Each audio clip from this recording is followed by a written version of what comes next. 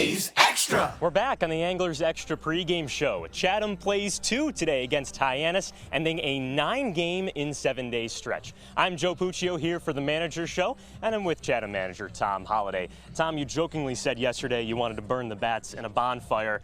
Last night, the bats were a little hot. So you took that as a joke. I was dead serious. And some of the guys, you know, it's like they're looking for that little secret pill to find a sweet spot in the bat. I don't have that pill. And, you know, but I noticed a lot of guys, like, they brought their own wood. Some of it sounds like it's 10 years old, but it's their wood. And we've got really, you know, a good shipment of bats in. So I was going to play a little joke on them. I was going to get their bats and get down there and burn it. I just want to make sure we didn't get arrested. Someone with a hot bat yesterday, Hayden Travinski in his Chatham debut. What'd you like from the LSU catcher? Wow, I mean, what a lift, you know, I mean, I was told he could hit a little bit. And, you know, somebody, when they tell you that, you got to consider the source. And I did. So I figured I'm going to get some offense out of this guy. I was more concerned about his catch and throw. And then he doubles twice. I mean, we hadn't been getting that. And I love Dom, you know, and Dom's been a little bit slow to get hot with the bat. So now we had a chance to maybe get something out of 9 guys.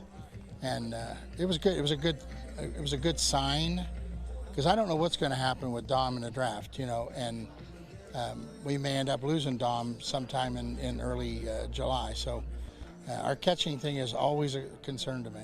Cy Nielsen started yesterday, pitched 5 innings, no Chatham pitchers thrown more than 5. Was that the game plan going into yesterday? Well, we're trying to let people see Cy as a starter. And, you know, people got to see him as a relief pitcher this year in college. He didn't have anything to do with it. That's what his job was, so that's what he did. And when he left here last year, he was 3-4 innings easy. Then he never got a chance to be a starter. So we're trying to give him that chance to showcase his talent. If he doesn't get drafted, he's staying, because he's a great kid and he really likes being around us.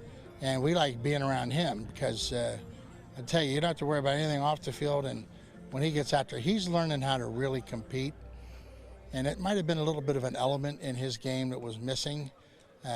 You know, last year he hit a guy and he actually like apologized to him halfway to first base. And I was like, I don't know if I like that.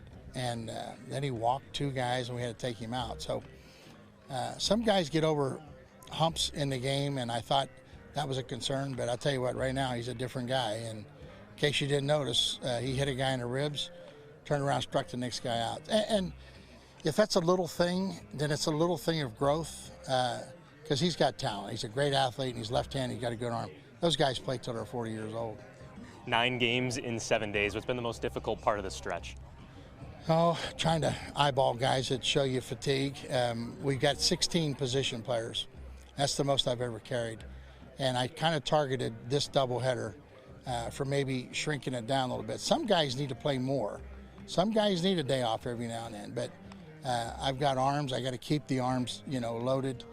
We got a couple guys that are just about at their inning thing, and I'm not going to hurt anybody. So we got good arms coming.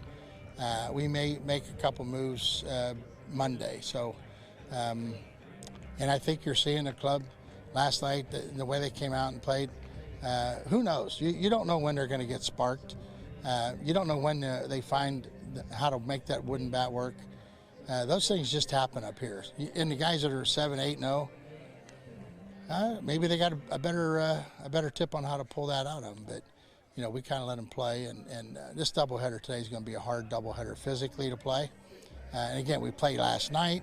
We turn around, get up, have a breakfast, and get on the bus, and we're here again. And it's 85 degrees for the first time. So stay tuned. I mean, it could be ugly in that second game, but I think we'll have energy in the first game.